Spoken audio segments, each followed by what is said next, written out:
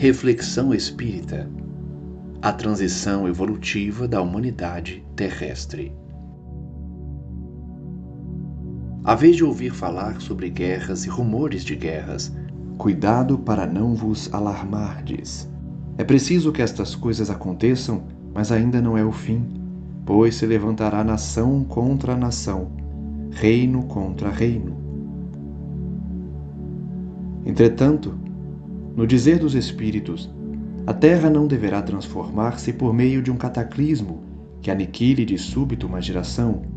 A atual desaparecerá gradualmente, e a nova lhe sucederá do mesmo modo, sem que haja mudança alguma na ordem natural das coisas. Todas estas coisas são o princípio das dores. Então, vos entregarão à tribulação e vos matarão, e sereis odiados de todas as nações por causa do meu nome. E muitos então serão escandalizados, trair-se-ão uns aos outros e mutuamente se odiarão.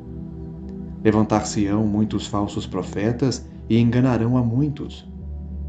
E porque multiplicar-se-á a iniquidade, a caridade de muitos esfriará, mas o que perseverar até o fim, esse será salvo. E será pregado este evangelho do reino por todo o mundo, em testemunho a todas as nações, e então chegará o fim.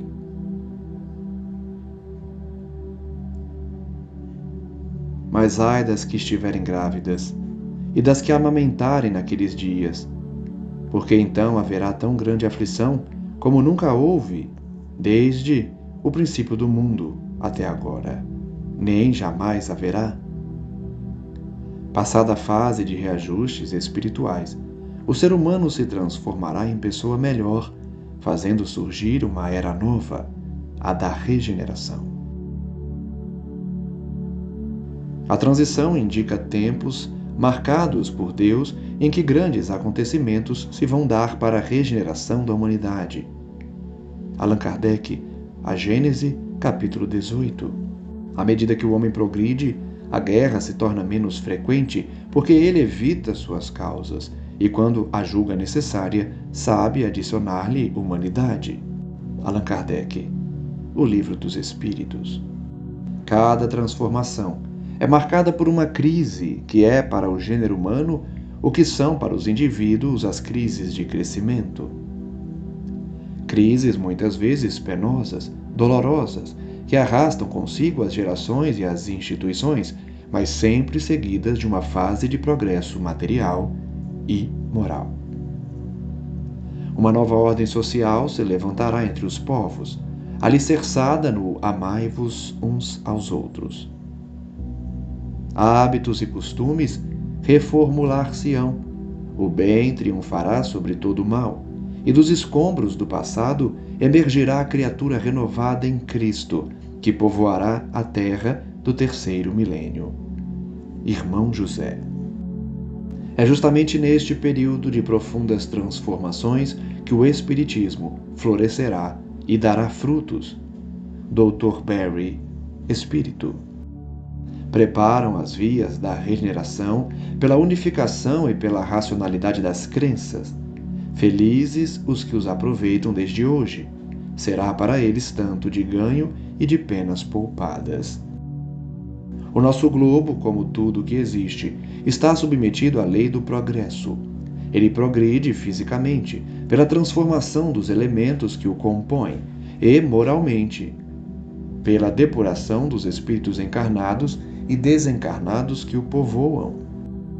Resta-lhes ainda um imenso progresso a realizar, o de fazerem que entre si reinem a caridade, a fraternidade, a solidariedade, que lhes assegurem o bem-estar moral. O homem já não necessita de desenvolver a inteligência, mas de elevar o sentimento. Para isso, faz-se preciso destruir tudo o que superexcite neles o egoísmo e o orgulho. Uma educação que tende a fazer homens instruídos, mas pela que tende a fazer homens de bem. A educação constitui a chave do progresso moral. Faça-se com o moral o que se faz com a inteligência, E ver-se-á que, se há naturezas refratárias, também há, em maior número do que se pensa, as que apenas reclamam boa cultura para produzir bons frutos. O verme roedor do egoísmo continua a ser a praga social. É um mal real, que se espalha por todo o mundo e do qual cada homem é mais ou menos vítima. Assim, é preciso combatê-lo, como se combate uma moléstia epidêmica.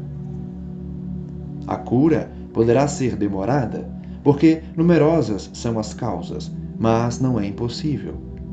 Contudo, ela só se obterá se o mal for cortado pela raiz, isto é, pela educação. Allan Kardec.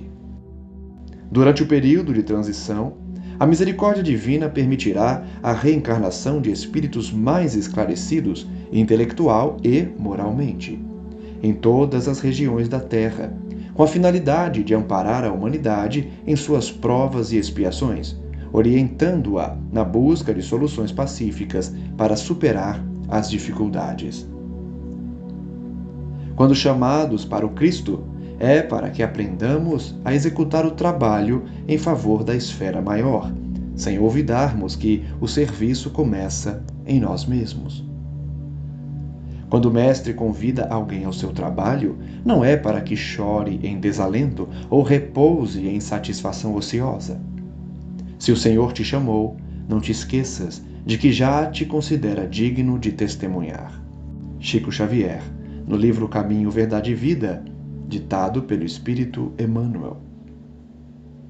Assim é a terra de hoje, em transição desmedida. É a vida mudando a vida, buscando equilíbrio e paz. Sofres as farpas da sombra em tua própria vivência. Usa a luz da paciência, com essa luz vencerás. Maria Dolores.